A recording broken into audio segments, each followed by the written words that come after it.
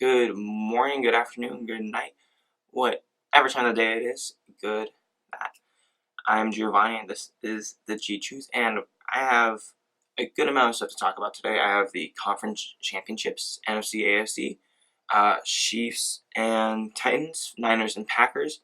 I definitely want to talk about that. And then I'm going to go back to basketball, where I'm more at home and more uh, at ease to talk about. I have two teams and two players on those teams that I want to talk about.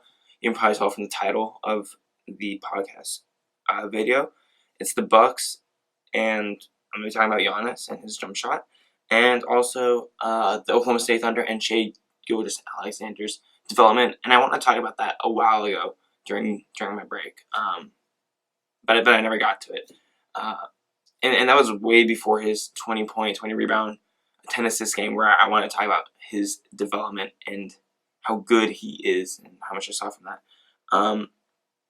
But why don't we dive right in? So let's start off with the 49ers and Packers. In Week 12 of the regular season, both of these teams, the Niners and the Packers, faced each other in Levi Stadium, where the Niners won by a whopping 37-8 points. It's a 29-point blowout. And in the first half, the Niners were up 23-zip, and the Packers just couldn't move the ball, running and passing. They just couldn't move the ball, and then they eventually got down the field, and then they turned it over on downs. I think Aaron Jones got stuffed on a 4th and 1. And adding to that, where the Niners went up 10-zip early on due to great field position, both by a bad punt as well as a fumble by Aaron Rodgers, where it led to an easy 10 points for the 49ers. And that gives a lot of must-dos for the Packers to win, or even have a shot at winning back at Levi Stadium this Sunday. The Packers just aren't stacked at the wide receiver position like the 49ers are. They don't have as many weapons as the Niners do. And their main guy is Devontae Adams, and that's the guy that Aaron Rodgers targets the most. And they need to find someone else. And I believe that someone else is in the running game with the running backs, Jamal Williams and Aaron Jones. They are a great 1-2 punch dynamic duo, but they were practically shut down in the first half of Week 12. Yes, I know the numbers say that they got maybe 50 yards each, but in that first half they were getting nothing. In the second half, when they started moving the ball a bit more, it's pretty much over. It's pretty much over. So I think that they need to get going early. And part of that's to break open that defense of the 49ers so that Aaron Rodgers can, do Aaron Rodgers things. And that run game needs to get going, not only for Aaron Rodgers' sake, but because the Packers just cannot go down by double digits and expect to win. They cannot expect to go down by double digits early on in that game to the 49ers, where the Niners are actually really good at playing keep ahead. Where as soon as they get that lead, they're very, very good at keeping it. And you got to get that offensive or that offense going with Aaron Rodgers at the wheel. You got to get that going early on in order to keep up with the 49ers. That's the only way that you can expect to win, is to get that offense going, and that starts with the running game. And that's going to be very, very tough with that defensive line and that linebacking core, as well as the cornerbacks and safeties of the 49ers. And that also brings up another point, that the Packers cannot shoot themselves in the foot with turnovers, whether it's interceptions or fumbles. They cannot. As soon as they do that, you're taking away points or potential points for your team off the board. And in some situations, you're giving them right to the 49ers, who will definitely capitalize on them as much as possible. Now, on the defensive side, I talk about the offensive side, and it's very, very difficult in order for them to get going. Defensively, the Packers need to stop the Niners' ground game. So on offense, they need to get the ground game going, and on defense, they need to stop the Niners' running game, and then move them to the passing game. And I know that's still a tall order, because they got a plethora of wide receivers, including George Kittle, even though he's a tight end. I mean, the guy has the speed and just the catching ability of a wide receiver while having the size of a tight end. He's an incredible player. Just hone in on him for maybe a drive, and you'll see that he is phenomenal, if you don't believe me. like I said, it's tough to stop the Niners, but it does prevent the Niners from taking away possessions by taking away the clock by running the ball. And instead, you'll be doing that if you end up getting that running game going where you can take off possessions from the 49ers. But also, you got to double Kittle as much as possible. And honestly, it's a tough situation for the Packers to be in defensively, where you want to take away the run game, but then the passing game by the Niners is so lethal that you got to focus on Kittle. But then you have all these other wide receivers to focus on. And Kyle Shanahan does a great job of getting these guys wide open with great routes and breaking open the defense. That at that point you just gotta be like, hopefully our guys can make a play. That's part of what I think the Packers are relying on. That let's hope our guys make a play, and let's just hope that Aaron Rodgers does Aaron Rodgers things and gives us a chance at winning it.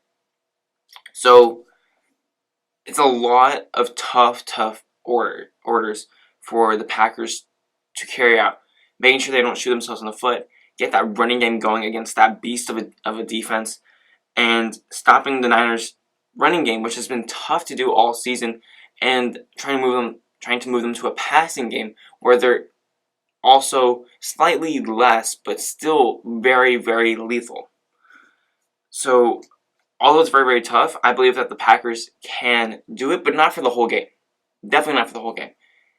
I believe that the Packers will be able to withstand 3 quarters, or maybe 2.5 to 3 quarters of that 49ers offense and that 49ers defense and getting through it.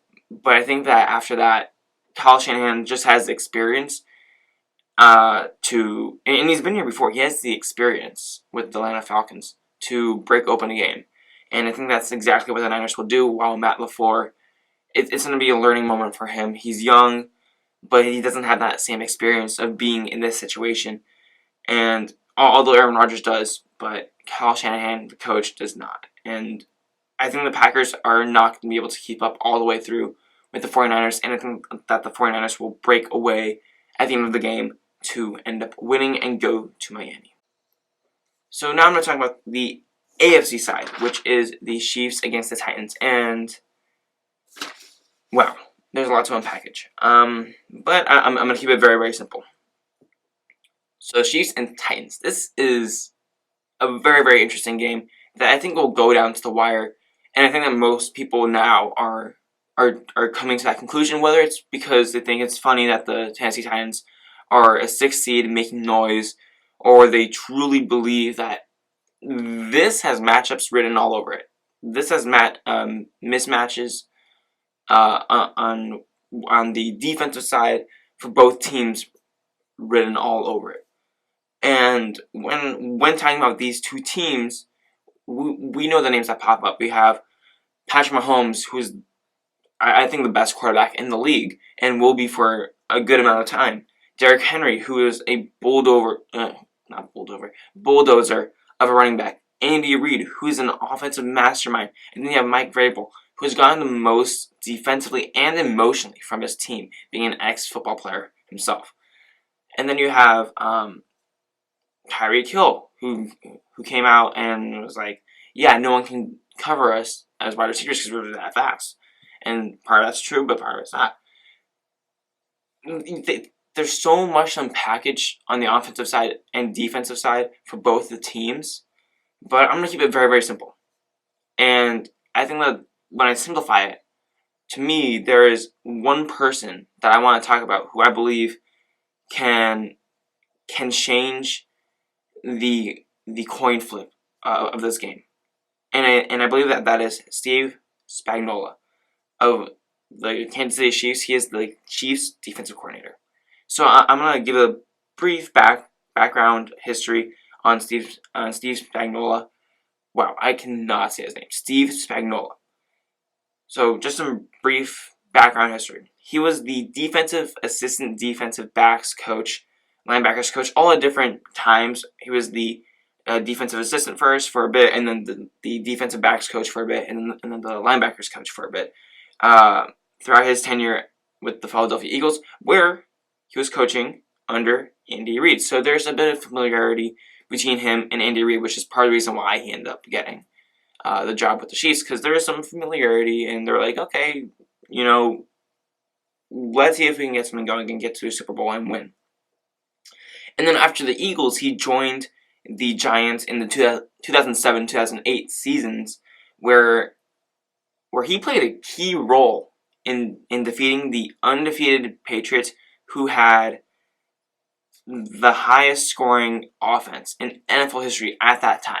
And he helped hold them to 14 points, 16-0, highest scoring offense in NFL history at that moment.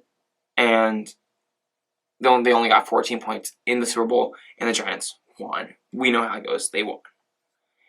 But then from there, after leaving the Giants, he bounced around the league. He had his success went like this. It peaked very, very fast, and then it just crashed. Where he had head coaching jobs, didn't really go well. He had some, I think, defensive coordinating jobs, and it just didn't go well. And then he got back to the Giants for a bit, and then he was eventually fired. And I think that's when his story gets more interesting, to be honest. And instead of jumping back into the coaching carousel or the chaos of coaching that he's been going through, he decided to take some time off. And it was very, very risky because he had not been having that much success. And at that point, you don't really know if people are going to pick up the phone after a year to call you and offer you a job out of their way. But he decided that that'd be best for him, for his success, for his nature, for his being, to take a year off from coaching football and just give himself some time. Just give himself a year off, and then after that, see if any teams are interested.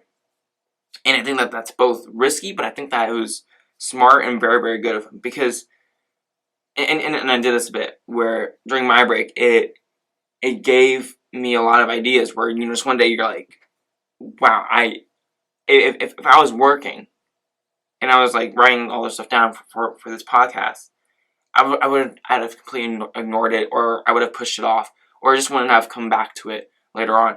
Whereas during the break, I'm like, wow, that'd be amazing to talk about, and I want to dive further into that. And I think that was some of what Steve Spagnuolo got, where he could open himself to new perspective, new ideas, and really delve into it rather than having to teach it to other football players, to reteach it to other football players. And instead, he could just take some time to be a student himself of the game and really just sit down, watch some film, and learn for himself, and learn some new things too. And so during his time away, he decided to go into the NFL Films headquarters. He lives pretty close to it. It was in an article that I read talking about this, and he just go there and just pull up a chair, put up a table, get a whole bunch of papers, create a mess, and just study film without worrying for the next game or like I said, teaching his players. And instead, he could just sit down, watch film, focus in on whatever he wanted to focus in on. I think he said that he initially focused in on the defensive line because he coached linebackers and cornerbacks, but he never really focused on the defensive line. And so he could study from the league best, like Aaron Donald, or as a collective unit, like the Chiefs defense. Not overall wise, but the defensive line from last year was spectacular, getting a lot of sacks. Or even the Rams in general. Not necessarily Aaron Donald by himself, but he could study the league best individually and collectively on the defensive side and offensive side of his shows, and just learn and soak it all up. And I think that by having that time off, he developed as a football coach, learned a lot of new things, I believe, but also as a person, and that specifically, you bring that to the locker room and you get a different level of respect, and you have a lot different way of approaching situations as a coach, I believe. And now that he's with the Chiefs have the 7th best scoring defense and 8th best pass defense. But their run defense is more to the bottom of the spectrum, which is where I think that a lot of people are like, ooh, maybe the Titans can get an upset right here. But I believe that Steve Spagnuolo, the Titans beat them 35-32 earlier in the season. And I think that Steve Spagnuolo has something up his sleeve for this. And I think that he has made the right adjustments. And I have my faith in that squad, especially in Steve Spagnuolo. And also the offensive side, of course, of the Chiefs with Andy Reid and Patrick Mahomes and all those weapons that they have. So I believe that Steve Spagnuolo has something up his sleeve to handle Derrick Henry, to slow him down. Not to completely stop him by any means, because you cannot stop Derrick Henry. He has just been going crazy. But you can limit his production and limit the efficiency and how much of that production actually helps that team. If it's just garbage yards, like 3 yards that, it's 4th and 10, or not 4th and 10, 3rd and 10, and he gets like 3-4 yards if they chose to run it, I guess, in that situation. Or maybe 1st and 15 and he gets 3 yards. And at that point, you're like, you know what? That's okay. So I believe that Steve Spagnuolo has a plan and that the Chiefs will just do enough, especially with Patrick Mahomes and Andy Reid on the other side of the football, to get on the other side of that 35-32 loss into a win, and also to Miami. And I believe that they have the skills and the talent and the coaching required in order to win the Super Bowl. Alright, so I'm going to shift gears, shift sports entirely from the football to basketball. And I want to talk about the Milwaukee Bucks first. So, and it's not so much breaking them down, but it's more, I just want to talk about them. So the Milwaukee Bucks have the best record in the NBA and are on pace to hit the 70-win mark, which only 2 other teams have done. The Bulls and the Warriors. And in doing so, they have so far, right now, the best defense in the league, based on defensive rating, and the second best offense, also based on offense rating. And in part, it has to do with they're being led by MVP candidate and also last year's MVP winner, Giannis Antetokounmpo. Yes, I can say his name pretty nicely, Giannis Antetokounmpo. As I say that, I'm probably going to miss it farther along the line. And to me, I don't want to break them down, but I just want to look at them and say they remind me so much of the Golden State Warriors, and it's the pre-KD Warriors. And you can say, all right, that's 2014, 2015, where they came out of the blue. I think that's more of last season or the year before that. Probably last season. And I think this season is more reminiscent of the 2015, 2016 Warriors. Mainly because you look at that and you're like, wow, 70 wins, the Warriors, Bulls, something along those lines. But to me, they are more reminiscent of the Warriors. Not because they are dominant or shoot a lot of threes or have an MVP on their team who could, repeat this year. Probably not unanimously. And that MVP is accompanied by an all-star shooter. Granted, Chris Middleton just got his all-star last season, while Clay has been, an all-star for quite some time now. Although those are real comparisons and true comparisons that are there and you can make arguments for, I believe that they're more reminiscent of the 2015-2016 Warriors to me because they are led by an extremely likable player in Giannis Antetokounmpo, and they have an extremely likable team that anyone and everyone can root for and should root for, I believe. And you look at that team, you look at that squad, they truly enjoy themselves. Just like the 2015-2016 Warriors, I believe, truly enjoyed themselves until, of course, they lost in the finals. But you look throughout that season, they were having the time of their lives. And during that time, everyone on Instagram were like, wow, I love these Warriors. And Instagram, social media, everywhere. It wasn't a lot of like, oh, they have KD, blah, blah, blah, blah, blah. It was like, wow, that little guy, Steph Curry, is doing all this crazy stuff. And it's just, wow.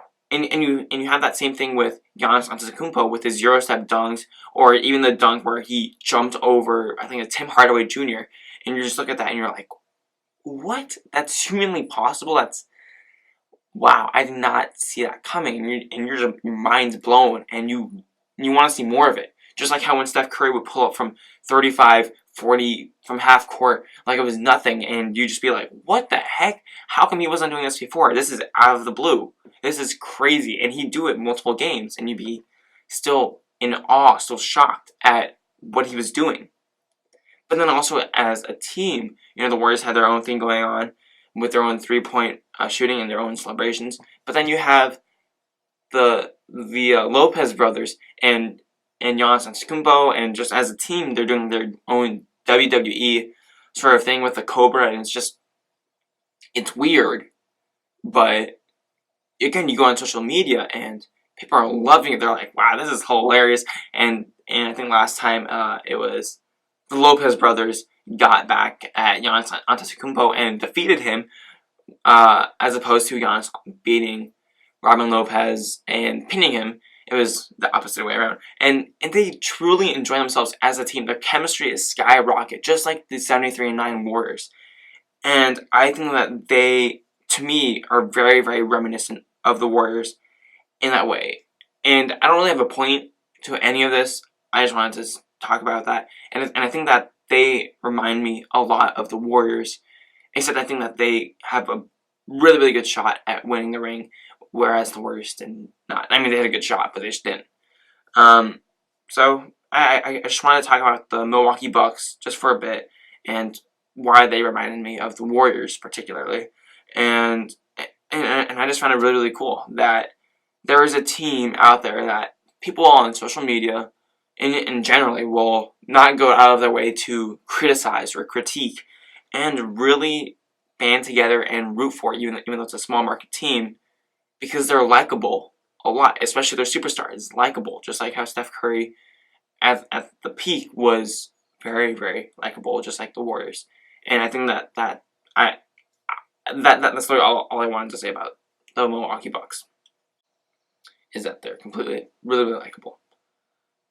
So now I want to go a bit more into the Milwaukee Bucks. I already covered the general sort of idea with them that I really, really like. But I want to delve into Giannis Antetokounmpo, especially his jump shot. And I know that this is very, very, one-sided. People are like, he needs a jump shot. He needs a three. And I'm with you. I agree. He needs a jump shot, but I'm not sure if that's, the biggest problem for him right now. So let's get into why I believe that. So Giannis Antetokounmpo is having another MVP season. One that is slightly better, statistically speaking, than last season's MVP performance.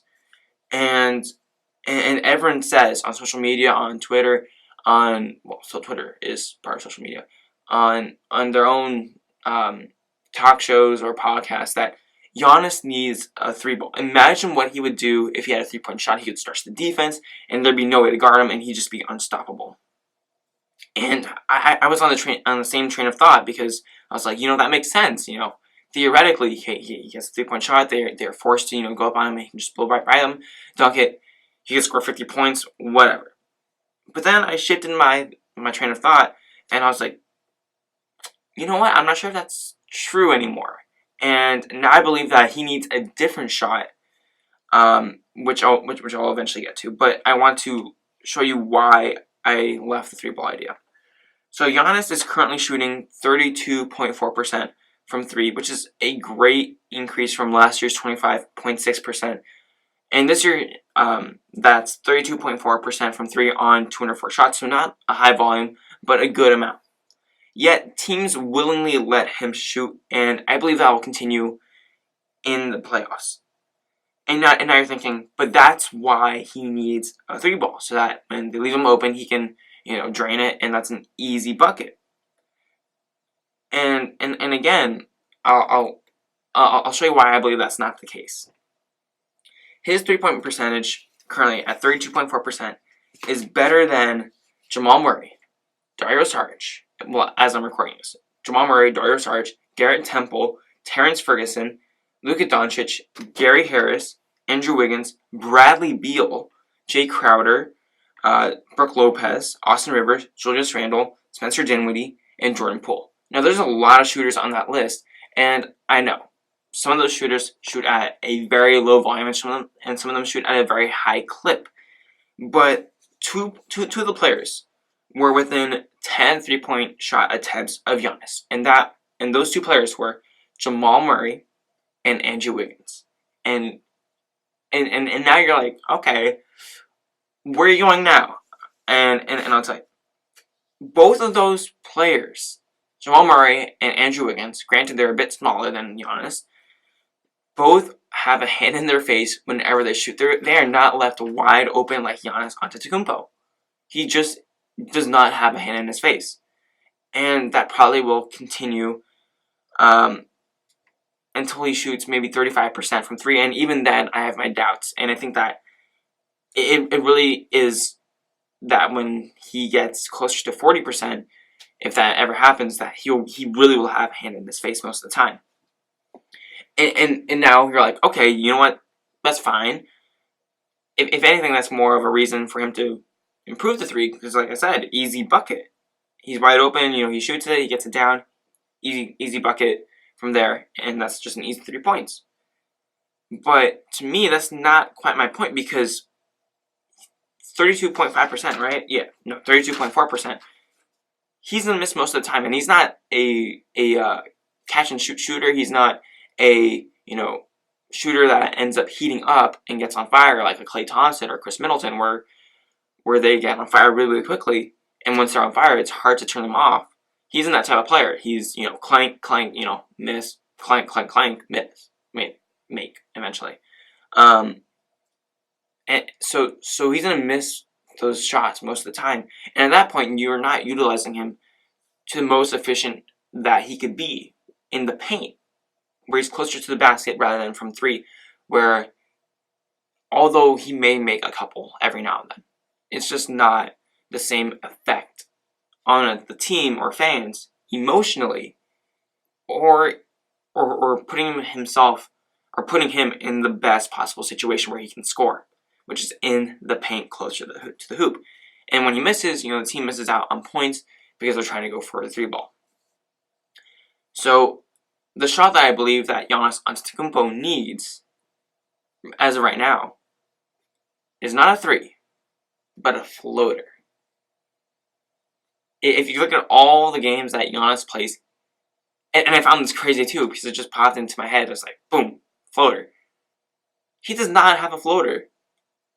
I was genuinely surprised. He may have an occasional, post and like a little hook shot, or a little, float shot, but it's not quite a floater where he's running into the paint and then, James Harden just floating, just a little floater. And I believe that a floater would allow Giannis to be even more dominant in the paint, where he really should be, rather than on the 3-point line, like most people say. And I think it's just, if he adds a floater to his game, I think there's so much that can do, and it's a lot easier to improve on than, say, a 3-point shot, and a lot quicker to implement than a 3-point shot into his game. And it goes with his flow, rather than being disrupted by having to settle back for a 3-point shot. And I want the conversation to be, imagine what he could do with the floater. Imagine how much that would put defenses in, or defenders in, quite the position, because now you have to watch out for the Euro step dunk. You have to watch him for dunking on your face, or for doing a nice little finger roll. You had that one crazy shot where he switched his hands back and forth to do that crazy layup against the Pistons, I believe. And then you add that with a floater where, you either, because at that point he can fake the floater and then do the Euro step anyways and then dunk it on you, or you're getting ready for that dunk and he just has a little floater over you, and at that point it's going uncontested because you're worrying for all these other different things. He has that floater, it's going uncontested, and think about it, if that bounces back, that's a put back dunk where you can just jump over the defender. But I think that ultimately, the defense that teams play against him, which is the wall defense, where they just crowd the paint area and put their hands up, and eventually, he just can't do anything because there's just a lot of hands in his face, and he ends up turning the ball over, and that has worked in the past against the Celtics especially. I believe that the floater would do a great job against that, because now you have these defenders just putting their hands up on either side of the paint, preventing the Euro step, and then you have one guy who's following him, making sure that he goes left or right. You have that floater right there. Maybe you do a little stop, that guy goes a bit sliding, you do that floater, no one's jumping to block it at all. You do that Euro step, you're going right into a defender. You're playing right into their hands. You do that floater, oof, it is over. Because none of those teams are adjusting their wall defense because he's shooting threes. No one is going to do that. In the playoffs, everyone will be playing a wall defense against Giannis, even though he has improved his three-point shot to a 32.4%.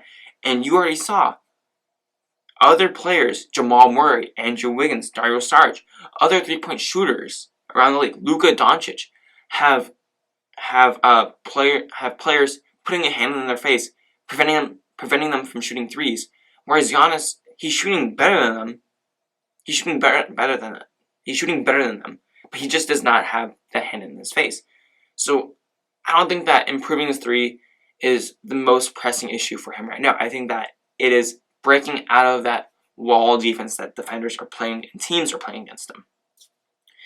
Now, I want to make it especially clear. I'm not saying Giannis should not shoot threes or get better at it. I think it's great that he's improving his three-point shot and getting better at it, because eventually that will show and defenders will have to guard him. But I just don't think that that's happening now. And I think that now he needs a floater instead.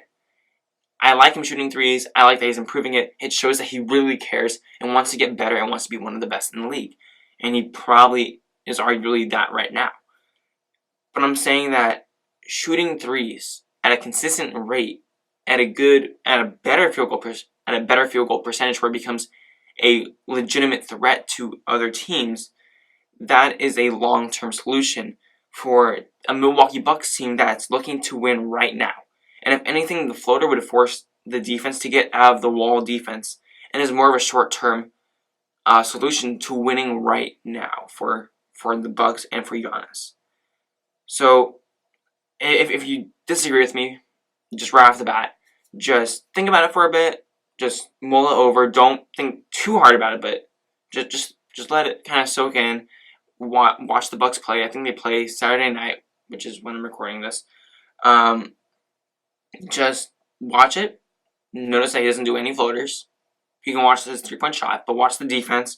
Watch him in particular, and just think about it for a bit. And if you still disagree with me about him needing a floater, and not so much of a three-point shot, even though the three-point shot is fine, if you still disagree with me, then just wait for the playoffs. And even then, if you disagree with me, then I don't know what to say. But I believe that Giannis Antetokounmpo, the Greek Freak, needs a floater immediately, right now. And I think that will boost his chances of winning the finals with the Bucks now. So I talked about the Bucks, and I talked about I talked about the Bucks and Giannis Antetokounmpo. Wow, my speech has derailed as I said it would with saying his name. But now I want to talk about the Oklahoma City Thunder, who is now on the Western Conference. So I talked about an Eastern Conference team, now moving over to the Western Conference with OKC. And again, it's not so much breaking them down. It's more of just acknowledging them, because I think that's good, because they get ignored. A lot of the small market teams get ignored in social media, and you see one or two highlights, and you're like, okay, that's cool, but you don't really see any more. And there's a lot of cool things that they do that they have to go to the extreme to get noticed, whether it be on platforms like social media or on talk shows and stuff like that. So I just want to acknowledge the Oklahoma City Thunder for a bit. So many people had written off the Thunder after trading Westbrook and getting a supposed locker room cancer in CP3 in return, and I had that same belief. Now, I did not completely write them off, but I gave them a small chance of making the playoffs. And I was like, CP3, you have a good roster. You have Gallinari, you have Steven Adams, you have Shai Gilgeous-Alexander, who I really, really like, and I'll get to later on. You have Chris Paul, of course. You have a pretty solid bench with Dennis Schroeder coming off it. You have Mike Muscala as well. You have Hamidou Diallo. I'm pretty sure that's how you say his name. You have Terrence Ferguson. You have Nadir. You have a really, really good roster, a solid roster. And I was like, this roster could, make the playoffs. But during that time, I was like, the Warriors, they're healthy, so maybe they do something.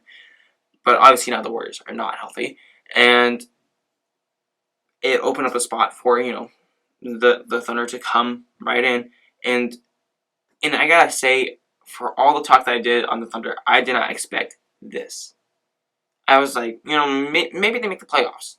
But I did not expect this level of competitiveness from them. They're competitive in almost every single game. They do a great job of and that starts with CP3. They do a great job offensively and defensively, and that puts them in games all the time, whether it's against the Lakers or Clippers or whoever. It puts them in the game.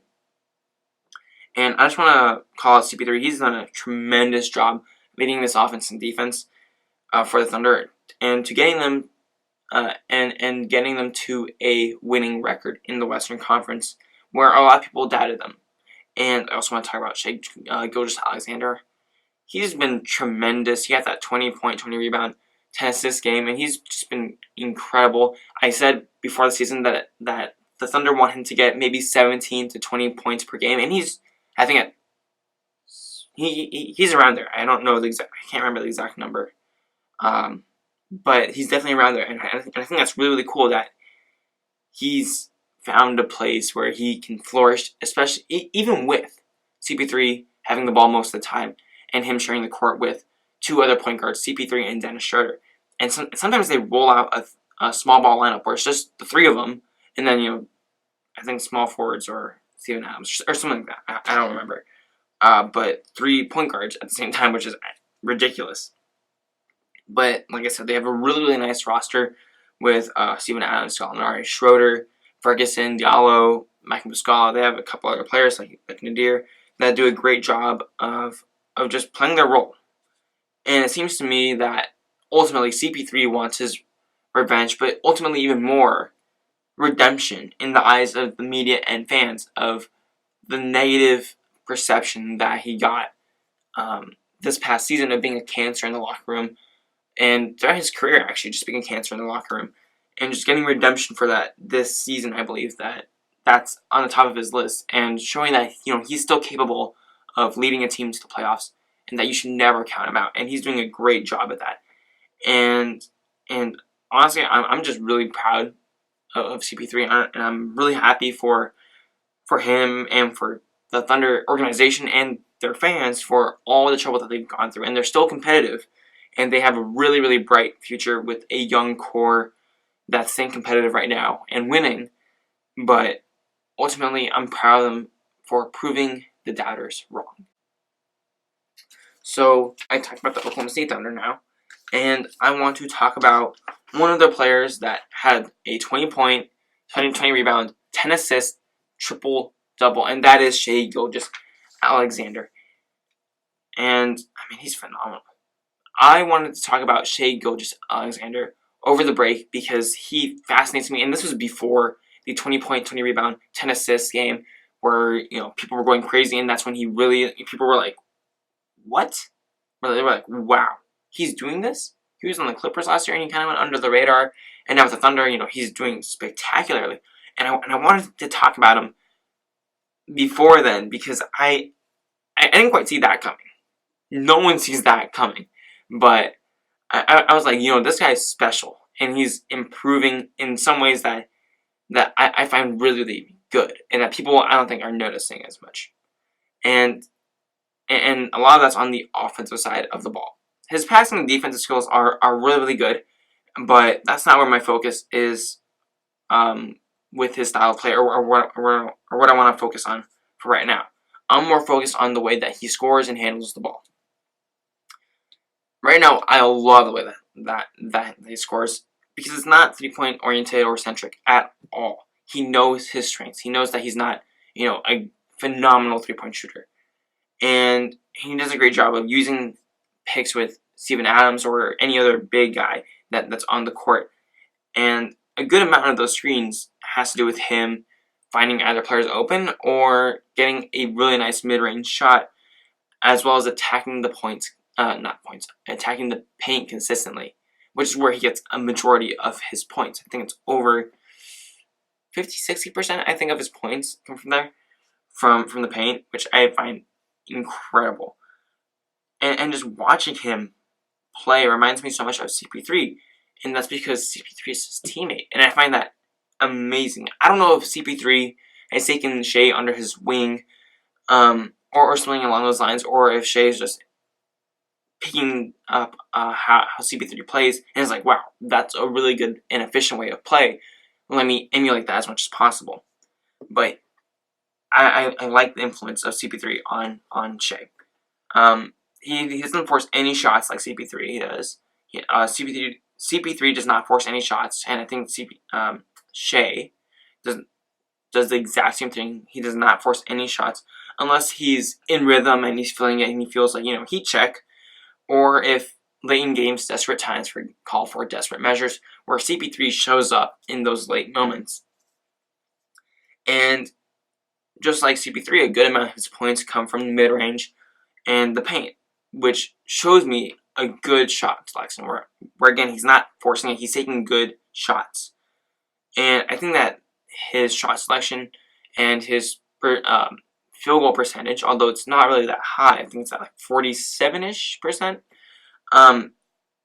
it'll improve as time goes. He's 21 years old, so he's tons of time to improve with the Thunder, and I think that he will do that with CP3 along his side. And I think from there, I just want him to hone in on his passing ability so that he can be a bit more like CP3. He's a bit more athletic than CP3, but I want him to focus on the passing ability as well, so that he gets everyone involved. And I know it's a bit tougher for him to do that, especially with CP3 handling the ball a lot more, and him occasionally handling it when Schroeder's on the court. But I think that Shai Gilgeous-Alexander is a great player. He's really good, and his numbers aren't as high as people think that they should be, or I think that they should be, because he shares the court with CP3 and Dennis Schroeder, like I said. But I want him to get that high level vision, and honestly, the stats don't need to show it. I just need to see it with my eyes, just eye test it. But I mean, he's 21 years old. He has a long road ahead of him. He can improve a lot, and he has a lot going good for him. And he reminds me so much of CP3, which I think is good. As long as he takes away the positive from CP3, I think that he's set on the right track to be one of the best point guards in the league in the future. But man, he is good. He has a very bright future in the league, and especially on an Oklahoma City roster that is young and ready for success in the near future to win games. And, maybe he makes some noise, but I am very, very excited for Shai. I'm really excited for Shai Gilgeous-Alexander. So that'll do it for the G-Truth. I talked about the conference championships with the Niners, Packers, Chiefs, Titans. I think that those are going to be really, really exciting games. I talked about the Milwaukee Bucks and Oklahoma City Thunder. More of like what I think about them, not so much analytically, but just as a team. And I talked about Giannis' Jumpshot and Shai Gilgeous-Alexander's ability to learn from CP3 and what he's taken from CP3, which I find amazing. And I don't know, it was just a lot of cool things that I thought over the break that I was like, wow, I really want to share that. And I think that's really cool. And I mean, it's always good to take a break to reboot, refresh, especially mentally, and gain new ideas and look at things a different way. So that'll do it for the G-Truth, and hopefully I'll see you next time. Peace